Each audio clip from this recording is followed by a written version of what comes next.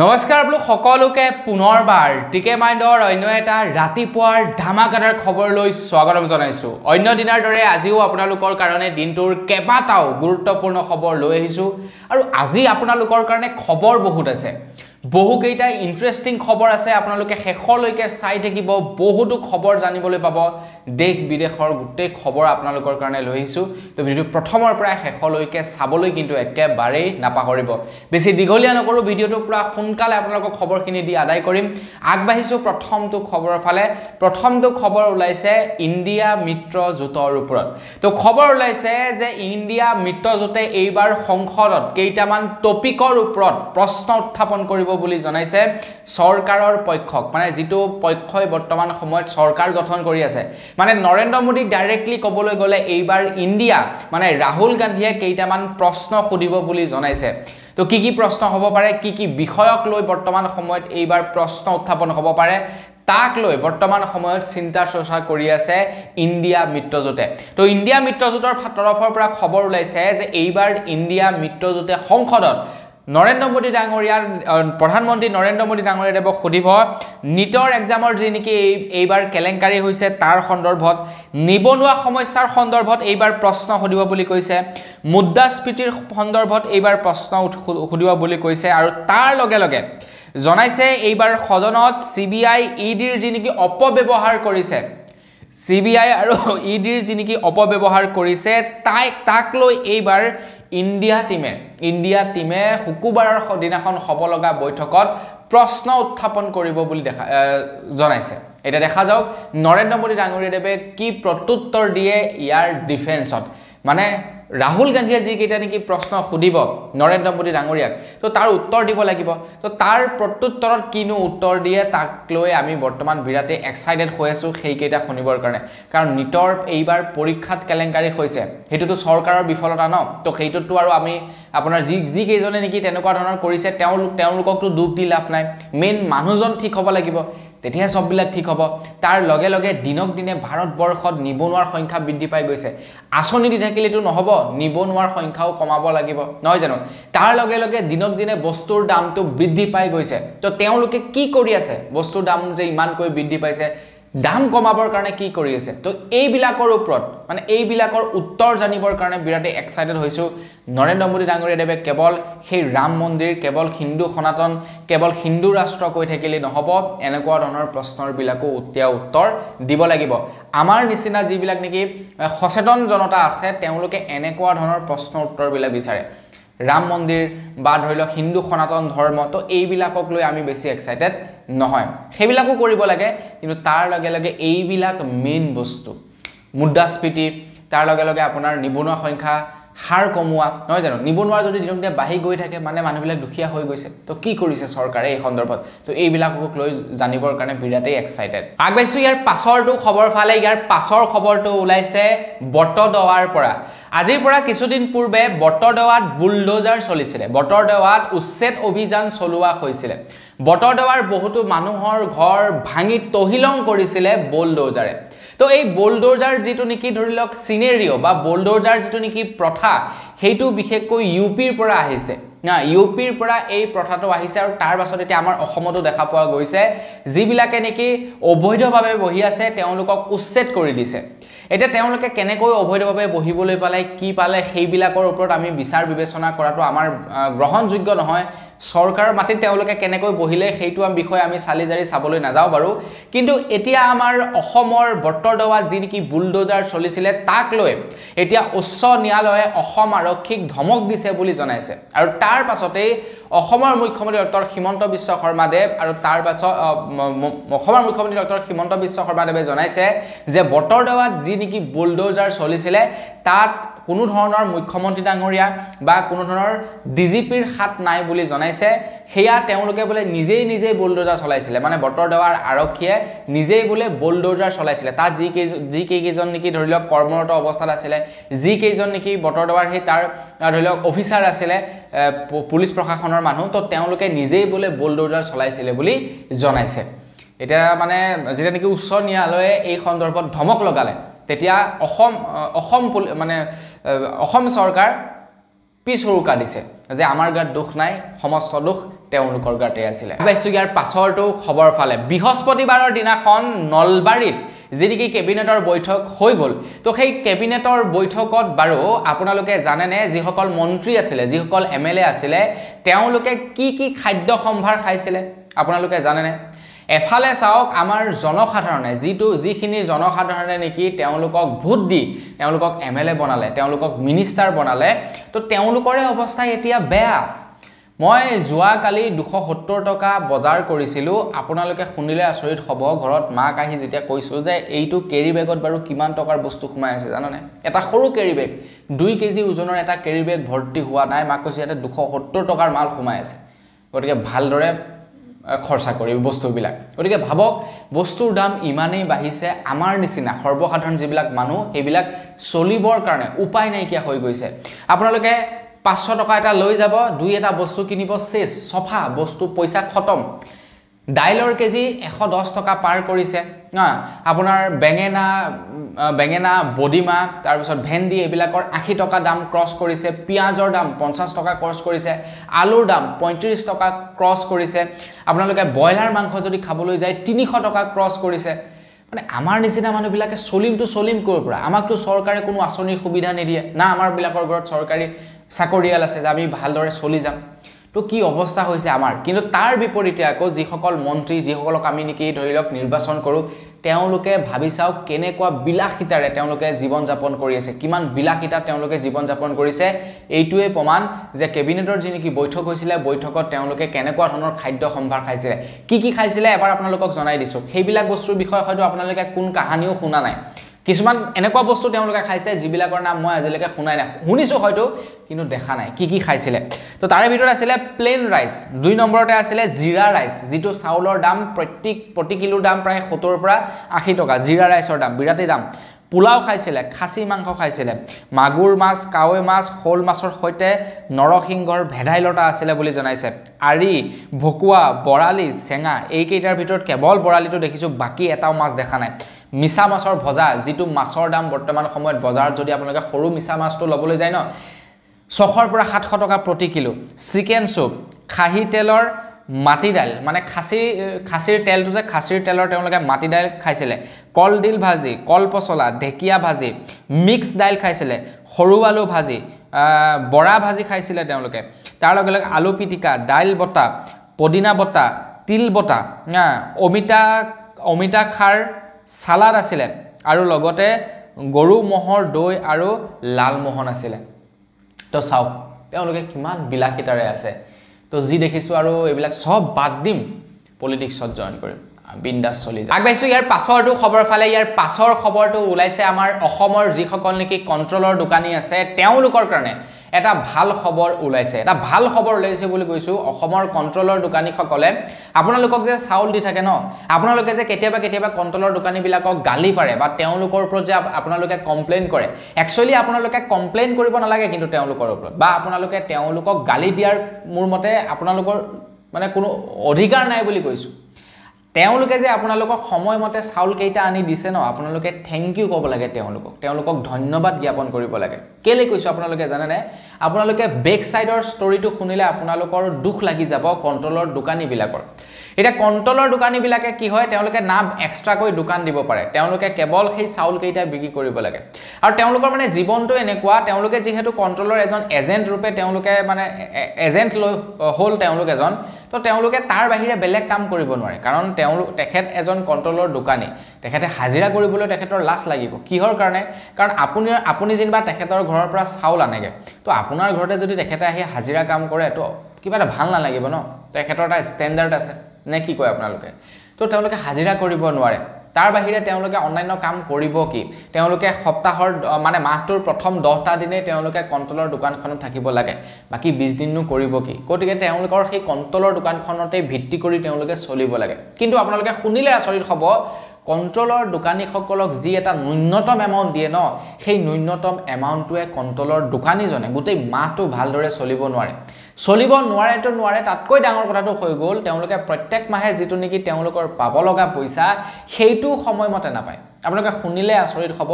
আৰু এই খবৰটো শুনাৰ পাছত আপোনালোকক ৰিকুৱেষ্ট কৰিম আপোনালোকে পৰাপক্ষত কণ্ট্ৰলৰ দোকানীবিলাকক বেয়াকৈ গালি নিদিব আপোনালোকক যে তেওঁলোকে সময়মতে আপোনালোকৰ চাউলটো আনি দি আছে ন তো তাৰ কাৰণে আপোনালোকে থ্যাংক ইউ কৰিব লাগে তেওঁলোকক আপোনালোকে ধন্যবাদ দিব লাগে কণ্ট্ৰলৰ দোকানীবিলাক আমি সবেই কণ্ট্ৰলৰ দোকানীবিলাকক ধন্যবাদ দিব লাগে কাৰণ ইমান কষ্ট কৰি তেওঁলোকে আমাক সেই বস্তুসমূহ আনি দি আছে বাকি যি কি নহওক বাৰু সেইটো বাৰু বাদ দিছো কিন্তু খবৰ ওলাইছে যে কণ্ট্ৰলৰ দোকানীসকলৰ যি নেকি পইচা চৰকাৰে মুকলি কৰি দিয়া নাই এতিয়া মুকলি কৰি দিব পাৰে বুলি খবৰ ওলাইছে খবৰ ওলোৱা অনুসৰি তেওঁলোকৰ পইচাসমূহ খুব সোনকালে মুকলি কৰি দিব বুলি জনাইছে আশা কৰো চৰকাৰে যাতে সোনকালে মুকলি কৰি দিয়ক আৰু নহয় অৰুণোদয় আঁচনিৰ নামত মহিলাসকলক 1250 টকাকৈ দিয়াতকৈ তেওঁলোকক যদি এটলিষ্ট তেওঁলোকৰ পইচাটো অকনমান বঢ়াই দিয়ে বা তেওঁলোকক যদি পইচাটো সময়মতে দি দিয়ে তো এজন নিবনুৱা কমি গল ন আমাৰ অসমত কিমানখিনি ধৰিলক তেনেকুৱা কণ্ট্ৰলৰ দোকানী আছে গতিকে সবকে যদি এটা ভাল ভাল পইচা দি দিয়ে তো তেওঁলোকে আৰু বেলেগকৈ কাম কৰাৰ দৰকাৰ নাই গতিকে এটা ফ্যামিলি চলি যাব তো কিমান নিবনুৱা কমি যাব ভাবকচোন বাৰু চৰকাৰে কি কৰে অৰুণোদয় আঁচনিৰ নামত সেই কোটি কোটি টকা এনে নষ্ট কৰি থাকে আগবাইছো ইয়াৰ পাছৰটো খবৰ ফালে ইয়াৰ পাছৰ খবৰটো ওলাইছে এজেপিৰ এজন সদস্য জিয়াউৰ ৰহমানৰ ওপৰত আপোনালোকে নিশ্চয় চিনি পায় এই সন্দৰ্ভত বৰ্তমান সময়ত আমাৰ অসমত এটা বিৰাটেই বিতৰ্ক চলি আছে জিয়াউৰ ৰহমান আৰু তেখেতৰ পত্নীৰ মাজত তো তেখেতৰ পত্নীয়ে কৈছে যে জিয়াউৰ ৰহমানে তেখেতক ডিভোৰ্স নিদিয়াকৈ বা তেখেতক তালাক নিদিয়াকৈ তেখেতে বৰ্তমান কি কৰিছে অন্য এগৰাকী মহিলাৰ লগত তেখেতে বৰ্তমান জীৱন যাপন কৰি আছে আৰু এই কথা কৈছে জিয়াউৰ ৰহমানৰ পত্নীয়ে তো জিয়াউৰ ৰহমানে কৈছে যে নহয় তেখেতৰ লগত মোৰ ডিভোৰ্স হৈছে মোৰ কাজিৰ ওচৰত মানে মুছলিম সম্প্ৰদায়ৰ লোকসকলৰ মাজত এটা ধৰ্ম আছে যে তেওঁলোকৰ কাজিৰ ওচৰত গৈ তেওঁলোকে তালাক তিনি তালাক কৈ দিয়াৰ লগে লগে সেই মহিলাগৰাকীৰ লগত কি হৈ যায় তালাক হৈ যায় বা ডিভোৰ্স হৈ যায় বুলি ক'ব লাগে আৰু আমাৰ মানুহবিলাক কি আপোনাৰ কোৰ্টত গৈ কেছ কৰিব লাগিব তাৰ পাছত ডিভোৰ্সৰ ফৰ্ম আহিব ডিভোৰ্সত সাইন কৰিব লাগিব তাৰ পাছত প্ৰপাৰ ৰিজন জনাব লাগিব যে কিহৰ কাৰণে ডিভোৰ্স ল'ব বিচাৰিছো তো তাৰ পাছত ডিভোৰ্স হয় কিন্তু তেওঁলোকৰ সিস্টেমটো অকনমান বেলেগ তেওঁলোকে তালাক তিনি তালাক কৈ দিয়াৰ লগে লগে তেওঁলোকৰ তালাক হৈ যায় এতিয়া জিয়াউৰ ৰহমানে কৈছে যে মই তালাক লৈছো কাজিৰ ওচৰত কাজিয়ে কৈছে যে নহয় তেখেতে মোৰ ওচৰত আহি তালাক লোৱা নাই তেখেতৰ পত্নীও কৈছে যে মোৰ আমি কোনো ধৰণৰ তালাক লোৱা নাই কিন্তু তাৰ পাছতো তেখেতে বেলেগ মহিলাৰ সৈতে বা বেলেগ ছোৱালীৰ সৈতে বৰ্তমান সময়ত জীৱন যাপন কৰি আছে বেলেগ ছোৱালীক বিয়াৰ পতাৰ প্ৰস্তুতি চলাই আছে বুলি জনাইছে তো কোন সঁচা কোন মিছা এই সন্দৰ্ভত বাৰু আপোনালোকক ক'বলৈ নাযাওঁ কিন্তু জিয়াউৰ ৰহমানে এটা বিৰাটেই মানে এটা হৃদয় চুই যোৱা কথা কৈছে তেখেতে কৈছে জিয়াউৰ ৰহমানৰ পত্নীয়ে কৈছে যে তেখেতৰ দুগৰাকী ছোৱালী হোৱাৰ বাবে তেখেতে এনেকুৱা ধৰণৰ এতিয়া জালা যন্ত্ৰণা ভুগি থাকিব লগা হৈছে বুলি জনাইছে মানে দুগৰাকী ছোৱালী মানে তেখেতৰ হয়তো চাগে প্ৰথম যদি তেখেতৰ ছোৱালী আছিল তাৰ পাছত নেক্সট যেটো নেকি সন্তান তেখেতৰ হয়তো লৰাৰ ইচ্ছা আছিল তো লৰাৰ যেহেতু নহল ছোৱালী হল তো তাৰ কাৰণে জিয়াউৰ ৰহমান হেপি নহয় বুলি জনাইছে চাওক পলিটিচিয়ান মানে লিডাৰ বিলাক তেওঁলোকৰ চৰিত্ৰ বিলাক চাওক কেনেকুৱা ধৰণৰ নহয় জানো আগবাইছো ইয়াৰ পাছৰটো খবৰ ফালে ইয়াৰ পাছৰ খবৰটো ওলাইছে এপিডিএছএলৰ ফালৰ পৰা তো আপোনালোকৰ ঘৰত নিশ্চয় কাৰেন্ট আছে তো আপোনালোকে বাৰু কাৰেন্ট জুখতকৈ বেছি ব্যৱহাৰ কৰে নেকি আপোনালোকে যেটো পৰিমাণৰ কাৰেন্টৰ বস্তু ঘৰত ব্যৱহাৰ কৰিব লাগে তাতকৈ বেছি আপোনালোকে কাৰেন্টৰ ব্যৱহাৰ কৰে নেকি যদি আপোনালোকে জুখতকৈ বেছি কাৰেন্ট ব্যৱহাৰ কৰে তেন্তে কিন্তু আপোনালোকে লোড বহাব লাগিব আপোনালোকৰ ঘৰখনৰ সাপোজ আপোনালোকৰ মানে মাহটো ধৰিলক 1 কিলোৱাট কাৰেন্টৰ প্ৰয়োজন হয় বা আপোনালোকৰ কাৰেন্টৰ কানেকচনটো যেনিবা 1 কিলোৱাট কিন্তু আপোনালোকে যেনিবা বস্তু ব্যৱহাৰ কৰি আছে 3 কিলোৱাটৰ আপোনালোকৰ ঘৰখনত যেনিবা 3 কিলোৱাটৰ বস্তু আছে কিন্তু আপোনালোকৰ এপ্লিকেশন বা আপোনালোকৰ কাৰেন্টৰ কানেকচনটো হৈ গল কিমান 1 কিলোৱাটৰ তো তেনে ক্ষেত্ৰত আপোনালোকে কি কৰিব লাগিব আপোনালোকৰ ওয়াটটো বহাব লাগিব বা কিলোৱাটটো আপোনালোকে বহাব লাগিব এটা কিলোৱাটটো বহালে কেনেকুৱা ধৰণৰ কি সমস্যা হ'ব মানুহে কিয় কিলোৱাটটো বহাই নলয় যেতিয়া আপোনালোকে কিলোৱাটটো বহাই দিব তেতিয়া আপোনালোকৰ পাৰ ইউনিটৰ যেটো নেকি পইচা সেইটো বাঢ়ি যাব বৰ্তমান আমি 7 টকা নে কিমান দি থাকো কিন্তু আপোনালোকৰ পাৰ ইউনিটৰ কিলোৱা মানে আপোনালোকে কিলোৱাটটো বহাই লোৱাৰ লগে লগে পাৰ ইউনিটৰ পইচাটো আপোনালোকে বেছিকৈ ভৰিব লাগিব 8 টকা 9 টকা এনেকৈ আপোনালোকে ভৰিব লাগিব যাৰ কাৰণে নেকি মানুহে কি কৰে কিলোৱাটটো বঢ়াই নলয় কিন্তু আপোনালোকে যদি কেনেবাকৈ ধৰা পৰে ন তো আপোনালোকৰ ওপৰত মানে পেনাল্টি লগাই দিয়ে এপিডিএছএলৰ ফালৰ পৰা যে তোমালোকে কাৰেন্টটো লৈছিলা 1 কিলোৱাট কাৰেন্ট ব্যৱহাৰ কৰিম বুলি কিন্তু 3 কিলোৱাট ব্যৱহাৰ কৰি আছে গতিকে তোমালোকে পেনাল্টি দিব লাগিব গতিকে আপোনালোকক এটা ৰিকুৱেষ্ট কৰিছে হাম্বল ৰিকুৱেষ্ট কৰিছে আপোনালোকক এটা বিশেষ সুবিধা প্ৰদান কৰিছে এপিডিএছএলৰ ফালৰ পৰা যদিহে আপোনালোকে পেনাল্টি নভৰাকৈ আপোনালোকৰ কিলোৱাৰ্ড বহাব বিচাৰে তেন্তে অনলাইনতে আপোনালোকে কিলোৱাৰ্ড বহাব পাৰিব আপোনালোকে এপ্লাই কৰিব পাৰিব বুলি জনাইছে কোনো ধৰণৰ প্ৰসেসিং চাৰ্জ কোনো ধৰণৰ পেনাল্টি নলয় বুলি জনাইছে এপিডিচিএলে গতিকে আপোনালোকৰ যদি ভাড়া ঘৰ আছে আপোনালোকৰ যদি ভাড়া দোকান আছে আপোনালোকে ঘৰত যদি ডাঙৰ ডাঙৰ মেচিন যন্ত্ৰপাতি ব্যৱহাৰ কৰে কিলোৱাৰ্ড বহাই লওক যদি ধৰা পৰে ন বাহ সোমাই যাব আগবাইছো ইয়াৰ পাছৰটো খবৰ ফালে ইয়াৰ পাছৰ খবৰটো ওলাইছে কাজিৰঙাৰ পৰা খবৰ লৈছে যে কাজিৰঙাৰ এনিমেল কৰিডৰত এতিয়া বলে ৰাস্তা নিৰ্মাণ কৰি থকা হৈছে বুলি জনাইছে 4 লেন যুক্ত ৰাস্তা নে কিমান মানে ৰাস্তা নিৰ্মাণ কৰি আছে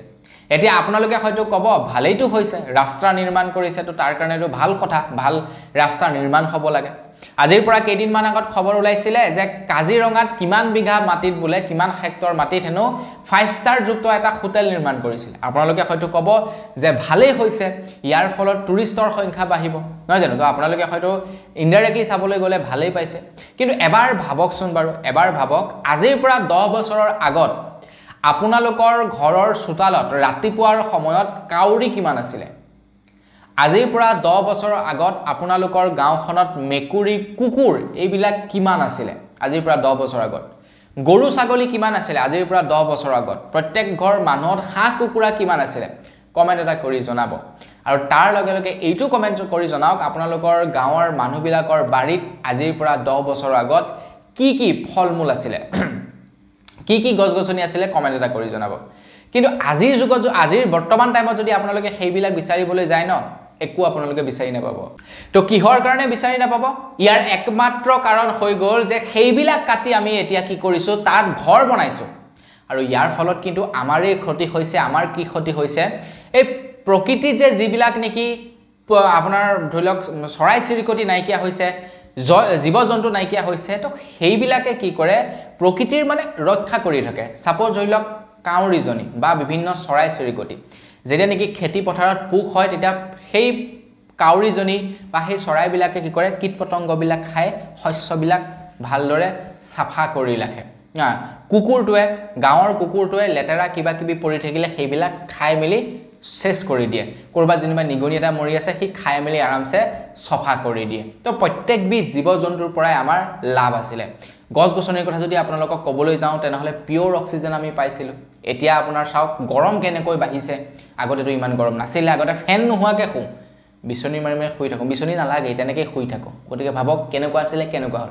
তো ঠিক তেনেকুৱা ধৰণৰ কথা তেনেকুৱা ধৰণৰ এটা ঘটনাই হবলৈ গৈ আছে কাজিৰঙাৰ লগত এসময়ত এনেকুৱা ধৰণৰ কাম কাজবিলাক হৈ থাকিলে কাজিৰঙা নহবগৈ কাজিৰঙা মানে নাথাকিবগৈ কাজিৰঙা যিবিলাক বন্যপ্ৰাণী আছে জীৱ জন্তু আছে সেইবিলাক নাথাকিবগৈ কাৰণ আমি যদি আমাৰ লাভৰ কাৰণে যদি 4 লেন ৰাস্তাৰ কাৰণে যদি হাবি বন কাটি পেলাও আপোনাৰ তাৰকা গৃহ বা ডাঙৰ ডাঙৰ 5 ষ্টাৰ হোটেল বনাবৰ কাৰণে যদি আপোনাৰ ঘাঁহ বন কাটি পেলাও তো এই সময়ত দেখোন কাজিৰঙা নাথাকিবই কাজিৰঙাৰ গছ গছনি নাথাকিবই আৰু তাৰ পাছত কি হ'ব জীৱ জন্তু নথকা হ'ব তো লোকচানটো কাৰ আমাৰেই ন আগবাইছো ইয়াৰ পাছৰটো খবৰ ফালে ইয়াৰ পাছৰ খবৰটো ওলাইছে গুৱাহাটী মহানগৰীৰ পৰা খবৰ ওলাইছে যে গুৱাহাটী মহানগৰীৰ এজন গাড়ী ব্যৱসায়িক এৰেষ্ট কৰিলে গুৱাহাটীৰ বশিষ্ঠ থানাৰ আৰক্ষীয়ে কিয়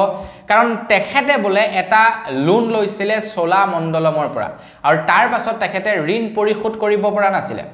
যাৰ কাৰণে তেখেতক এৰেষ্ট কৰিলে বুলি জনাইছে এতিয়া হয়তো কম টকাৰ লোন নহব সাকে অকনমান হেভি টকাৰ লোন লৈছিলে গাড়ী ক্ৰয় কৰিবৰ কাৰণে আৰু তেখেতে ঋণ পৰিশোধ কৰিব নোৱাৰাৰ কাৰণে তেখেতক বলে এৰেষ্ট কৰিলে বুলি খবৰ ওলাইছে এটা কোৰপৰানো ঋণ দিব যিহে অৱস্থা চলিছে এতিয়া তেলেই ভৰাব নে গাড়ীয়ে চলাব গাড়ীয়ে মেইনটেনেন্স কৰিব নে গাড়ী কাগজ পাতি বনাব মানে কি কৰিবটো কৰিব কি আগবাইছো ইয়াৰ পাছৰটো খবৰ ফালে ইনষ্টাগ্ৰামটো আপোনালোকে চিনি পায় ইনষ্টাগ্ৰামত এতিয়া এগৰাকী যুৱতী বিৰাটেই ভাইৰেল হৈ আছে মানে এটা একাউণ্ট বৰ্তমান সময়ত ভাইৰেল হৈ আছে ভাইৰেল কিয় হৈছে এগৰাকী যুৱতীয়ে ভৰিৰে মতা মানুহৰ নাম লিখি পইচা উপাৰ্জন কৰি আছে বুলি জনাইছে খবৰ লোৱা অনুসৰি এগৰাকী মহিলাই এগৰাকী ছোৱালীয়ে ভৰিৰে পুৰুষৰ নাম লিখি উপাৰ্জন কৰিছে 30,000 টকাতকৈ অধিক ধন আৰু সেই একাউণ্টৰ নাম আছিলে মানে যেটো ইনষ্টাগ্ৰাম একাউণ্ট সেইটো আপোনালোকে চাব পাৰিব এই একাউণ্টটো হৈছে টয় গেলেৰী তো আপোনালোকে গৈ চাবগে টয় গেলেৰী বুলি যেটোত মানে কি কৰে তেখেতে বেলেগৰ নাম মানে ভৰিৰে লিখে ভৰিৰে তেখেতে বেলেগ মতা মানুহৰ নাম লিখে আৰু তাৰ বাবদ 30,000 টকাৰ লয় বাপৰে বা বিৰাট কিন্তু বিৰাট ইন্টাৰেষ্টিং বাকি যি কি নহওক সেই ছোৱালীগৰাকীলৈ আমাৰ তৰফৰ পৰা বহুত বেছি শুভেচ্ছা জনালো আগবাইছো ইয়াৰ পাছৰটো খবৰ ফালে ইয়াৰ পাছৰ খবৰটো ওলাইছে আকৌ একেবাৰে জাৰ্মানৰ পৰা আপোনালোকক আজিৰ আৰম্ভণিতে কৈছিলো যে দেশ বিদেশৰ খবৰ আছে আজিৰ খবৰটোত তো খবৰ ওলাইছে জাৰ্মানৰ পৰা খবৰ ওলাইছে যে জাৰ্মানত এতিয়া বলে চেনিৰ ওপৰত কৰ আৰোপ কৰিব বুলি জনাইছে চেনিৰ ব্যৱহাৰটো কমাবৰ কাৰণে চেনিত কৰ আৰোপ কৰিব বুলি জনাইছে জাৰ্মানিয়ে কি কাৰণে কাৰণ চেনি খোৱাৰ ফলত মানুহৰ বিভিন্ন বেমাৰ আজাৰ হৈছে সুগাৰ হৈছে কিবা হৈছে ইটো হৈছে ডায়াবেটিস হৈছে এটো হৈছে ইটো বেমাৰ হৈছে যাৰ ফলত নেকি সুগাৰত কৰ বৃদ্ধি কৰি দিছে যাৰ ফলত নেকি সুগাৰৰ দাম বৃদ্ধি হ'ব মানে চেনিৰ দাম বৃদ্ধি হ'ব আৰু তেতিয়া জাৰ্মানিয়ে সুগাৰ নোখোৱা হ'ব মানে চেনি নোখোৱা হ'ব আৰু চাকচোন কেনেকুৱা দিমাগ লগাইছে চেনিত কি হয় চেনি খোৱা কমাবৰ কাৰণে চেনিত বাপেকে দামী বহাই দিছে আগবাইছো ইয়াৰ পাছৰটো খবৰ ফালে আমাৰ অসমৰ যিবিলাক নেকি বিদ্যালয় আছে আমাৰ অসমৰ যিবিলাক নেকি বিদ্যালয় আছে অসমৰ বিদ্যালয়সমূহৰ আন্তঃগাঁথনি উন্নত কৰিবৰ কাৰণে অসম চৰকাৰ ফালৰ পৰা এতিয়া বিদ্যালয়সমূহলৈ এটা আৰ্থিক পেকেজ আগবঢ়াইছে আমাৰ অসমৰ প্ৰায় 500খন বিদ্যালয় এতিয়া আন্তঃগাঁথনি উন্নত কৰিব অসম চৰকাৰৰ ফালৰ পৰা তো খবৰ লোৱা অনুসৰি প্ৰত্যেকখন বিদ্যালয়কে 3 কোটি 4 কোটি 5 কোটি 6 কোটি এনেকুৱা ধৰণৰ আৰ্থিক অনুদান আগবঢ়াইছে অসম চৰকাৰৰ ফালৰ পৰা আৰু বিদ্যালয়সমূহৰ আন্তঃগাঁথনি উন্নত কৰিব বুলি জনাইছে আৰু দৰকাৰ নোহোৱাও নহয় কাৰণ বৰ্তমান আমাৰ অসমৰ একাংশ এনেকুৱা বিদ্যালয় আছে যিবিলাক বিদ্যালয় নেকি একেবাৰে জৰাজীৰ্ণ অৱস্থা গতিকে সেইবিলাক বিদ্যালয় অকণমান উন্নত কৰিব লাগে আগবাইছো ইয়াৰ পাছৰটো খবৰ ফালে আপোনালোকে ঘৰত বাৰু সোলাৰ পেনেল ব্যৱহাৰ কৰে নেকি কমেন্ট এটা কৰি জনাবচোন আজিৰ পৰা কেইবছৰ মান আগত বন্ধন গোটৰ ফালৰ পৰা এটা বিশেষ লোন দিছিলে আপোনালোকে লৈছিলে নাজানো বাৰু আমাৰ ইফালে কিছু লোকে লৈছিলে তেওঁলোকে কি কৰে সোলাৰ পেনেল তেওঁলোকে কি কৰে আপোনাৰ ইনষ্টলমেন্টত প্ৰদান কৰে মানে সোলাৰ পেনেল মানুহৰ ঘৰত বঢ়াই দিয়ে আৰু তাৰ বিনিময়ত তেওঁলোকে কি হয় আপোনালোকৰ পৰা কিস্তি কৈ পইচা তেওঁলোকে উঠাই থাকে সোলাৰ পেনেল আপোনালোকে বাৰু বহাইছিলে নেকি কমেন্ট এটা কৰি জনাব আপোনালোকৰ ঘৰত ইমান ডাঙৰ সোলাৰ পেনেল নহয় আৰু সেই অকনমানি সোলাৰ পেনেল এখন দিয়ে তাতে লাইট কেইটামান থাকে সোলাৰ পেনেল এখন বাহিৰত মানে থৈ দিব লাগে লাইট গিটাৰ লগত কানেক্ট কৰি আপোনাৰ অটোমেটিক্যালি দিনত চাৰ্জ হ'ব ৰাতি লাইট গিটা জ্বলি থাকিব তাতে সুইচও থাকে তো সেই গিটা আপোনালোকে ব্যৱহাৰ কৰিছিলে নেকি ঘৰত কমেন্ট এটা কৰি জনাব আৰু বহুতৰ ঘৰত এতিয়াও আছে সেই সোলাৰ পেনেলৰ লাইটসমূহ বেয়া হোৱা নাই তেনেকৈ চলি আছে সুকাম নে কিবা কোম্পানী এটা ফালৰ পৰা প্ৰদান কৰিছিলে এটা খবৰ ওলাইছে যে অসম চৰকাৰেও কৈছে যে আপোনালোকে যদি সোলাৰ পেনেল ঘৰত বহাব বিচাৰে অসম চৰকাৰ ফালৰ পৰাটো আপোনালোকক সোলাৰ পেনেল দিবই তাৰ উপৰিও আপোনালোকে সোলাৰ পেনেল বহাবৰ যদি বিচাৰে তেতিয়া আপোনালোকে লোন ল'ব পাৰে বা আপোনালোকৰ ঘৰত যে সোলাৰ পেনেল বহাব তো সেই সোলাৰ পেনেল বহাবৰ বাবদ আপোনালোকে কিছু টকা চৰকাৰক দিব লাগিব এনে কিন্তু সোলাৰ পেনেলটো বহাই নিদিয়ে তো সেই টকা যদি আপোনালোকৰ নাথাকে তেন্তে আপোনালোকে এতিয়া ষ্টেট বেংকৰ পৰা লোন ল'ব পাৰিব বুলি জনাইছে আৰু আপোনালোকক সেই লোনত কোনো ধৰণৰ গ্যাৰান্টি নলয় উইদাউট গ্যাৰান্টিত আপোনালোকক পইচা প্ৰদান কৰিব বুলি জনাইছে মানে আপোনালোকে যদি পইচা ৰিটাৰ্ণ কৰিব নোৱাৰে বাপেকে সোলাৰ পেনেল খুলি লৈ গুচি যাব আগবাইছো ইয়াৰ পাছৰটো খবৰ ফালে 27 জুন তাৰিখৰ দিনাখন মই যে কৈছিল আপোনালোকক নলবাৰীত কি খাইছিলে কি নাই খোৱা তো সেই কি খোৱা কি নোখোৱাৰ যিদিনাখন মানে মিটিং আছিলে বৃহস্পতিবাৰৰ দিনাখন যেনেকি কেবিনেটৰ বৈঠক আছিলে তো সেই কেবিনেটৰ বৈঠকত অসম চৰকাৰৰ ফালৰ বা অসমৰ কেবিনেটে কেইবাটাও গুৰুত্বপূৰ্ণ সিদ্ধান্ত লয় আপোনালোক সকলোৰে কাৰণে এটা কিনো আপোনালোকৰ কাৰণে সিদ্ধান্ত লৈছে তো তাৰ ওপৰতে মই আপোনালোকক এতিয়া জনাম যে কি আপোনালোকৰ কাৰণে গুৰুত্বপূৰ্ণ বা ভাল খবৰ আপোনালোকৰ কাৰণে অসম চৰকাৰে ঘোষণা কৰিছে প্ৰথমটো হৈ গ'ল যে নলবাৰীৰ বাবে এটা ভাল খবৰ ঘোষণা কৰিছে এটা নলবাৰী জিলাৰ প্ৰায় 347 জন শিক্ষকক বলে অবিবি শিক্ষকক মুখ্যমন্ত্ৰী আত্মনিৰ্ভৰশীল অসমৰ অভিযানৰ অধীনত তেওঁলোকক আৰ্থিক অনুদান আগবঢ়াব বুলি জনাইছে প্ৰায় 347 গৰাকী অবিবি শিক্ষকক তাৰ পাছতে জনাইছে যে বিশেষ নিযুক্তি অভিযানেৰে শিক্ষা প্ৰণালী শক্তিশালী কৰিব বুলি জনাইছে অসম চৰকাৰ ফালৰ পৰা জনাইছে যে আমাৰ সৰ্বশিক্ষা অভিযান মিছনত প্ৰায় ৩৫,০০০ নতুনকৈ চাকৰিৰ পদ মুকলি কৰিব বুলি জনাইছে তো সৰ্বশিক্ষা অভিযানত যিসকল লোকে নেকি কাম কৰি আছে বিশেষকৈ যিসকলে ঠিকা ভিত্তিত কাম কৰি আছে তো তেওঁলোকেহে কেৱল এই ৩৫,০০০টা পদৰ কাৰণে এপ্লাই কৰিব পাৰিব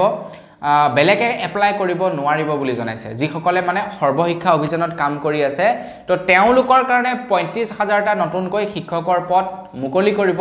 আৰু তাত কেৱল সৰ্বশিক্ষাত কৰি থকা সকলেহে এপ্লাই কৰিব পাৰিব বিশেষকৈ ঠিকা ভিত্তিত কৰি থকা সকলে বাকিবিলাকে কৰিব নোৱাৰিব তাৰ লগে লগে জনাইছে দুচকীয়া আৰু তিনিচকীয়া বাহন যিসকলে চলায় তো তেওঁলোকৰ কাৰণে এটা ভাল খবৰ ঘোষণা কৰিছে ভাল খবৰটো হৈছে যে আপোনালোকে বৰ্তমান সময়ত যদি বাইকখন লৈ যায় আপোনালোকে হেলমেট পৰিধান কৰি থকাৰ পাছতো আপোনালোকক চেক কৰা হয় যে আপোনালোকৰ ইনস্যুৰেন্স আছে নে নাই আপোনালোকৰ পলিউশন আছে নে নাই যদি ইনস্যুৰেন্স পলিউশন নাথাকে তেন্তে আপোনালোকৰ পৰা কি কৰে ফাইন লয় আৰক্ষীয়ে আৰু কিছুমান এনেকুৱা পুলিচ আছে যিবিলাকে 100 টকা 200 টকা এনেকুৱা ধৰণৰ ফাইন লয় সেই ফাইনটো মানে এনে তেওঁলোকে লৈ লয় কেৱল মানে তেওঁলোকৰ পকেট খৰচা চলিবৰ কাৰণে তেওঁলোকে ফাইনটো লৈ লয় তেনেকুৱা ধৰণৰ কিছুমান পুলিচ আছে আৰু তাৰ লগে লগে যিসকল নেকি আপোনাৰ সেই টমটম ড্ৰাইভাৰ আছে বা অটো ড্ৰাইভাৰ আছে তেওঁলোককো কাগজপত্ৰ বিচাৰি বিভিন্ন সময়ত বিভিন্ন আৰক্ষীয়ে কি কৰে হাৰাশাস্তি কৰি থাকে এতিয়া অসম চৰকাৰৰ ফালৰ পৰা তেওঁলোকৰ এনেকুৱা ধৰণৰ সমস্যাবিলাক সমাধান কৰিবৰ কাৰণে এটা ভাল খবৰ ঘোষণা কৰিছে যে এতিয়াৰে পৰা বাইক আৰোহীৰ কোনো ধৰণৰ কাগজ পাতি চেক কৰা নহব কেৱল হেলমেট চেক কৰা হ'ব যদি হেলমেট পৰিধান কৰি থাকে তেন্তে তেওঁলোকৰ কাগজপত্ৰৰ দৰকাৰ নাই আৰু তাৰ লগে লগে যিবিলাক নেকি টমটম চালক আছে যিবিলাক অটো চালক আছে তো তেওঁলোকে যদি কিবা নিয়ম ভংগ কৰে তেন্তে তেওঁলোকক 3 বাৰলৈকে ক্ষমা কৰা হ'ব 4 নম্বৰ বাৰত যদি তেওঁলোকে নিয়ম ভংগ কৰে তেতিয়াহে তেওঁলোকৰ চালান কটা হ'ব নহলে তেওঁলোকৰ চালান নাকাটিব তো এতিয়াৰে পৰা আপোনালোকে হাজু হৈ থাকক মানে আপোনালোকে মানে এই খবৰটো আপোনালোকে জানিলে না তো পাৰিলে আপোনালোকে এই নিয়মটো এই স্ক্ৰিনশ্বটটো লৈ আপোনালোকে আপোনালোকৰ টমটমৰ আগফালে লগাই থৈ দিয়ক কি কাৰণে লগাই থওক কাৰণ আপোনালোকৰ যদি কেতিয়াবা কিবা কাৰণত অজানিতে ভুল হৈ যায় তো আপোনালোকে ক'ব পাৰিব যে চাওক অসম চৰকাৰে কি নিয়ম মানি দিছে মোৰ প্ৰথমবাৰ গলতি হৈছে মই 3 নম্বৰ বাৰলৈকে মই মাফ 4 নম্বৰ বাৰ যদি কৰোঁ তেতিয়া মোৰ পৰা ফাইন ল'ব নহলে মানে এনেই আৰু সেই টমটমলাবিলাকৰ পৰা 200 টকা 300 টকা ফাইন লৈ তেওঁলোকৰ ইনকম হয়হে দিনটো 200 টকা লৈয়ে ল'ব কি কৰিব সো এইবিলাক সেইবুলি আৰু আপোনালোকে নিয়ম ভংগ কৰিব নালাগে চৰকাৰে নিয়ম বান্ধি দিলেই বুলি আৰু মানে মই জাষ্ট আপোনালোকক এটা মানে কথা কৈছোঁ আৰু মানে হাঁহি উঠিবৰ কাৰণে আগবাইছো ইয়াৰ পাছৰটো খবৰ ফালে ইয়াৰ পাছৰ খবৰটো ওলাইছে বজাৰ বা হাট বা ঘাটৰ ওপৰত আমাৰ অসমত যিবিলাক নেকি বজাৰ আছে যিবিলাক নেকি হাট আছে যিবিলাক নেকি ঘাট আছে তো সেইবিলাক কি হয় লিজত ল'ব পাৰে আপুনিও লিজত ল'ব পাৰে এবছৰৰ বাবে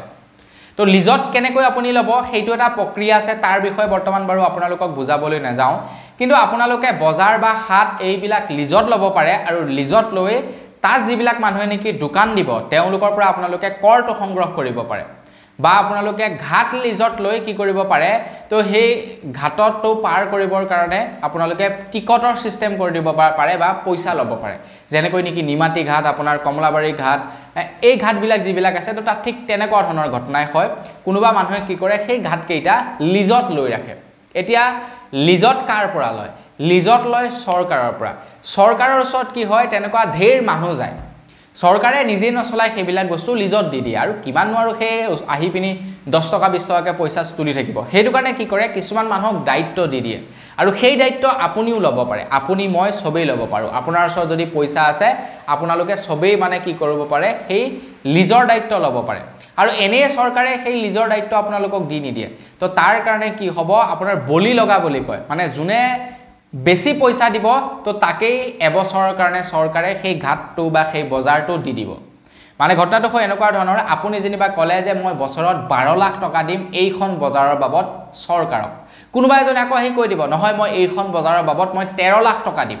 তে চৰকাৰে কাক দিব সেই বজাৰখন 12 লাখ টকা দিয়াটোক দিব নে 13 লাখ টকা দিয়াটোক obviously 13 লাখ দিয়াটোক দিব কাৰণ তেখেতে বেছিকৈ টকা দিছে তো এনেকুৱা ধৰণৰ হয় বজাৰবিলাকৰ সিস্টেম বিলাক আমাৰ ইয়াৰে যিখন নেকি বজাৰ আছে এইবাৰ সেই বজাৰখন 33 লাখ টকা দাগ লৈছে 33 লাখ টকা এবছৰত মানে 33 লাখ টকা দিব আপোনাৰ সেই যিজনে নেকি দাগ লৈছে তেখেতে চৰকাৰক আৰু তেখেতে 33 লাখ টকা সেইখন বজাৰৰ পৰা উঠাব এবছৰত 33 লাখ নহয় তাতকে বেছি উঠাব কাৰণ 33 লাখ টকা তেখেতে ফসাই তাৰ পৰা তেখেতে 70 লাখ টকা ইনকাম কৰিব লাগিব তেতিয়াহে কিবা এটা 70 লাখ নহলে 50 লাখ ইনকাম কৰিব লাগিব তেতিয়াহে তেখেতৰ কিবা এটা প্ৰফিট হ'ব নহয় জানো কাৰণ চৰকাৰক তেখেতে একেলগতে 33 লাখ দি দিব লাগিব তো তেখেতৰটো কিবা এটা ইনকাম হ'ব লাগিব তাৰ পৰা এনে আৰু 33 লাখ টকাটো ফসাই নথয় তো যেতিয়া নেকি কোনো এজন বিজনেছমেনে কোনো এখন বজাৰ বা কোনো এখন হাট যেতিয়া নেকি তেওঁলোকে দাগত লয় বা লিজত লয় তেওঁলোকে যেতিয়া নেকি বেছি টকাত লিজত ল'ব তেতিয়া তেওঁলোকে দোকানীবিলাকৰ পৰা বেছি টকা উঠাব লাগিব কাৰণ তেখেতে পইচা উঠাবই লাগিব নহলে ভাই তেখেতৰ লোকসান হ'ব নহয় জানো তো য'ত নেকি আগতে 10 টকা লৈছিলে তেখেতে 20 টকা ল'ব লাগিব এটা অসম চৰকাৰে সেই কাৰণে এটা নিয়ম বান্ধিব বুলি জনাইছে এতিয়াৰে পৰা সেইবিলাক নচলিব সেইবিলাক এই কাৰণে নচলিব যে এই বজাৰখনত বোলে কিমানজন মানুহে প্ৰত্যেক বছৰে দোকান দিয়ে বা কিমান টকা সৰ্বাধিক উপাৰ্জন হয় সেইবিলাকৰ ওপৰত চালি জাৰি চাইহে জুনে উচিত দাম দিব তেখেতক এতিয়াৰে পৰা লিজত বা দিব বুলি জনাইছে এইবাৰটো আমাৰ ইয়াতে পাই গ'ল 33 লাখ টকা দি সেইজন ব্যক্তিয়ে অহা বছৰ যদি 50 লাখ টকা দিয়ে নহি নাপায় কিয় কাৰণ তাৰ উচিত ভ্যালু যেটো হ'ব যিজনে উচিত ভ্যালুৰ দাগ মাৰিব সেইজনেহে বজাৰ বা হাত লাভ কৰিব বেছো ইয়াৰ পাছৰটো খবৰ ফালে ইয়াৰ পাছৰ খবৰটো ওলাইছে সেই কেবিনেটৰ বৈঠকৰ সিদ্ধান্তৰ ওপৰতে খবৰ ওলাইছে যিবিলাক নেকি ব্যক্তিগত খণ্ডত যিবিলাক লোকে কাম কৰে তেওঁলোকৰ কাৰণে এতিয়া ব্যক্তিগত খণ্ডত কাম কৰা লোকসকলৰ জীৱন সুনিশ্চিত কৰিবৰ কাৰণে এতিয়া অসম চৰকাৰৰ ফালৰ পৰা কিছুমান নতুনকৈ বিধেয়ক আনিব বুলি জনাইছে যিবিলাক নেকি প্ৰাইভেট কোম্পানী আছে প্ৰাইভেট কোম্পানী সমূহে কি কৰে মনৰ ইচ্ছা মতে মানুহ লয় আৰু মনৰ ইচ্ছা মতে মানুহক এৰুৱাই পঠাই দিয়ে মানে কোম্পানীৰ পৰা উলিয়াই পঠিয়াই দিয়ে আপুনি এটা সৰকাৰি চাকৰি যদি কেতিয়াবা কিবা কাৰণত ভুলবশত পাই যায় ন আপুনি চাকৰিটো পাবৰ কাৰণে যিমান টান তাতকে টান আপোনালোকক চাকৰিৰ পৰা উলিয়াবৰ কাৰণে কাৰণ বহুতো প্ৰটোকল থাকে চৰকাৰৰ এখন চৰকাৰৰ সংবিধান থাকে মানে চাকৰিৰ এটা নিৰ্দিষ্ট সংবিধান থাকে নিৰ্দিষ্ট মানে গাইডলাইনছ থাকে তো সেই গাইডলাইনছ বিলাকৰ বাহিৰত যদি আপোনালোকে পৰে তেতিয়াহে আপোনালোকক চাকৰিৰ পৰা উলিয়াব নহলে আপোনালোকক চাকৰিৰ পৰা উলিয়াব নোৱাৰে আপোনালোকে হয়তো বহু সময়ত শুনে যে আমুকজন লাখ মণ্ডলে পইচা লৈ পিনে ধৰা পৰিলে বা আমুকটোক মানুহে আমুকটো অফিচাৰে পইচা লৈ ধৰা পৰিলে তেওঁলোকক কিন্তু চাকৰিৰ পৰা উলিয়াই নিদিয়ে তেখেতক পানিশমেন্ট দিয়ে কৰবাত ট্ৰান্সফাৰ দিয়ে কিবা এটা কৰে তাৰ পিছত আকৌ তেখেতক জয়েন কৰোৱায় তো এনেকুৱা ধৰণৰ কামকাজবিলাক হয় সৰকাৰি কামবিলাকত কিন্তু প্ৰাইভেটত আকৌ তেনেকুৱা ধৰণৰ নহয় আপুনি যদি সামান্য এটা ভুল কৰে ন আপোনাক গেট আউট বুলি কৈ উলিয়াই পঠিয়াই দিব আৰু তাৰ লগে লগে আপোনালোকে পাব লগা যি নেকি উপযুক্ত পইচা সেয়াও তেওঁলোকে নিদিয়ে এজন প্ৰাইভেট কৰ্মচাৰীক বৰ্তমান সময়ত 8000 9000 টকাত খটুৱাই থাকে এটা এইবিলাক এই যি নেকি মনমতালি প্ৰাইভেট কোম্পানী বিলাকৰ এইবিলাক যাতে বন্ধ কৰিব পাৰে তাৰ কাৰণে এতিয়া অসম চৰকাৰে এখন বিধেয়ক আনিব আৰু যদি তেওঁলোকে ইয়াতে কাম কৰিব বিচাৰে অসম চৰকাৰৰ মতে কাম কৰিব লাগিব যদি ইয়াতে কাম কৰিব নিবিচাৰে তেনে টাটা বাই তহতে ইয়াৰ পৰা যা তেনেকুৱা ধৰণৰ কৰিব বুলি জনাইছে আগবাইছো ইয়াৰ পাছৰটো খবৰ ফালে ইয়াৰ পাছৰ খবৰটো সেই কেবিনেটৰ বৈঠকৰ ওপৰতে ওলাইছে খবৰ ওলাইছে এতিয়াৰে পৰা কোনো কেছ বা কোনো গোচৰৰ জুনে নেকি সাক্ষী দান কৰে কিবা এটা কেছ হল কিবা এটা গোচৰ হল তাত যিজনে নেকি সাক্ষী কৰি দিব তো তেখেতে কি কৰে মানে ভয় কৰে যাৰ কাৰণে নেকি বহু লোকে সাক্ষী দিব আজিকালি নিবিচাৰে কাৰণ সাক্ষীজনে ফসি যায় ন তেখেতকে জেৰা কৰিবলৈ লাগে তেখেতক বাৰে বাৰে কোৰ্টলৈ মাতে সাক্ষী দিবৰ কাৰণে বা তাৰ উপৰিও যদি যাৰ এগেইনষ্টত সাক্ষী দিব তো তেখেতেতো তাৰ ওপৰত কিবা নহয় কিবা এটা একচন লোৱাৰ সম্ভাৱনা থাকে তো সাক্ষীৰ জীৱন যাতে সুনিশ্চিত কৰিব পাৰে তো তাৰ কাৰণে এতিয়া কি হ'ব কিছুমান নতুনকৈ বিধেয়ক সলনি কৰিব বুলি জনাইছে কিছুমান নতুনকৈ নিয়ম সংশোধন কৰিব বুলি জনাইছে যাতে সাক্ষীজনে ভালদৰে থাকিব পাৰে বা সাক্ষীজনৰ যাতে জীৱন সুনিশ্চিত হয় তো তাৰ কাৰণে কি হ'ব এতিয়াৰে পৰা কেইখনমান নতুন সংশোধনীয়া নতুন বিল সংশোধন কৰিব অসম চৰকাৰে আগবাইছো ইয়াৰ পাছৰটো খবৰ ফালে ইয়াৰ পাছৰ খবৰটো ওলাইছে হাজোৰ পৰা হাজোত বিৰাটে এটা দুখদায়ক ঘটনা হৈছে মানে এনেকুৱা ধৰণৰ ঘটনাবিলাক একচুয়ালি মই যদি শুনো ন মোৰ মানে কি হয় একদম কিবা কিবি লাগে এনেকুৱা ধৰণৰ ঘটনাবিলাক শুনিলে মানে মই 2 নম্বৰী আৰু অপকৰ্ম এইবিলাক একেবাৰে বেয়া পাওঁ মই নিজেও নকৰো 2 নম্বৰী কাম কাৰো বেয়া হোৱা কাম কেতিয়াও নকৰো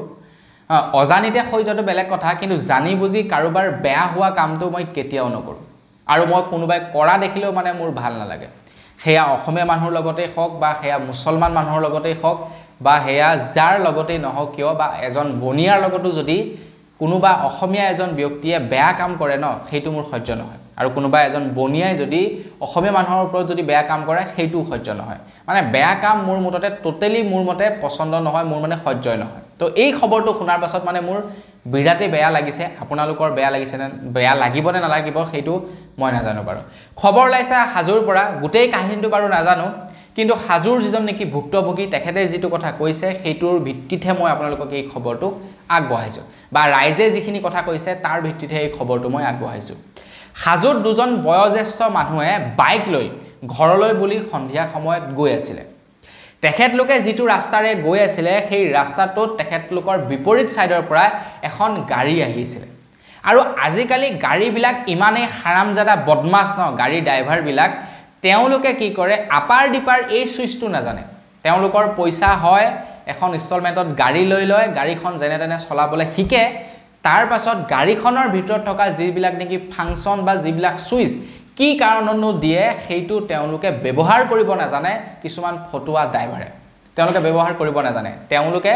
গাড়ীখন আপাৰ কোট মাৰ দিব লাগে ডিপাৰ কোট দিব লাগে গাড়ীখন চলাই যাওঁতে সেইটো তেওঁলোকে বুজি নাপায় তেনেকৈ চলাই গৈ থাকে তো বয়োজ্যেষ্ঠ দুজন লোক তেওঁলোকৰ চকু হয়তো বেছি দূৰলৈকে নেদেখে তেওঁলোকৰ আপোনাৰ দূৰদৃষ্টিও চাগে বৰ ভাল নহব তেওঁলোকে বাইক এখন লৈ দুজন বয়োজ্যেষ্ঠ লোকে গৈ আছিল আৰু বৰষুণৰ বতৰ আমাৰ অসমৰ ৰাজপথৰ কথাটো জানেই যতে ততে গাত আৰু তো তেওঁলোকৰ ফ্ৰন্ট সাইডৰ পৰা যেতিয়া নেকি এখন গাড়ী আহিছিল গাড়ীখনে যেতিয়া নেকি আপাৰত লাইটটো মাৰি আহিছিল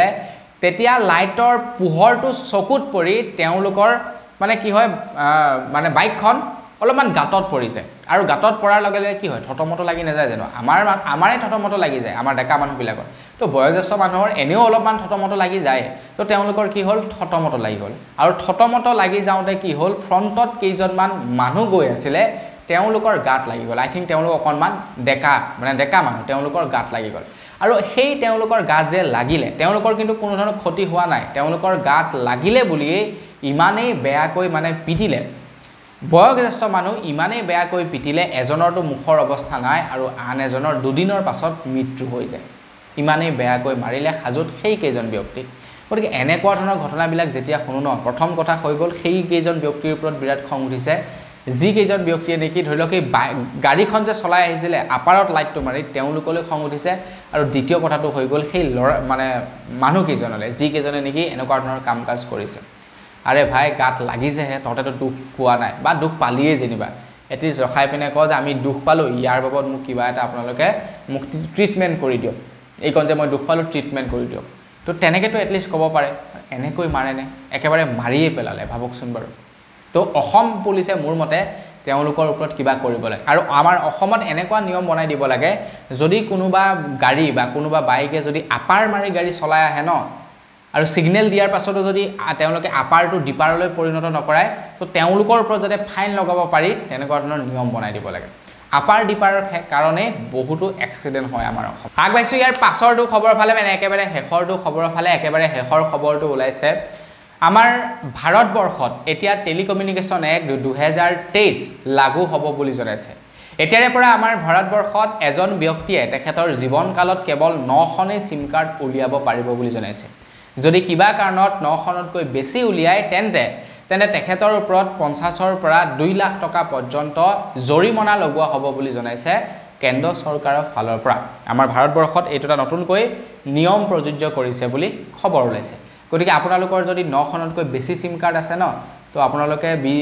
কেয়াৰফুল কিন্তু সেফ কিন্তু আপোনালোকে পাৰিলে সিম কেখন বন্ধ কৰি দিব যদি নিজে চলায় এনেও 9খন সিম নিজে নচলায় তো বেলেগে যদি চলাই আছে তেওঁলোকক ক'ব যে তহঁতে নিজৰ নামলৈ ট্ৰান্সফাৰ কৰি ল নহলে সিমখন মোক দি দে মই ডিএক্টিভ কৰি দিম কাৰণ মই নহলে 50ৰ পৰা 2 লাখ টকা ভৰিব নোৱাৰো সিধা কথা ভাল পালে পাব বেয়া পালে পাব নহয় জানো তো বাৰু বস আজি ভিডিও জনাবলগীয়া খবৰ ইমান কেইটা আছিল খবৰ কেইটা জানি কেনেকুৱা লাগিলে কমেন্ট কৰি জনাব যদি ভাল লাগিলে লাইক এটা কৰিব চেনেলটো সাবস্ক্ৰাইব কৰা সাবস্ক্ৰাইবটো কৰি ল'ব পুনৰ এটা ভিডিও লগ কৰাৰ খাতিৰত বিদায় মাগিছো ধন্যবাদ জয় অসম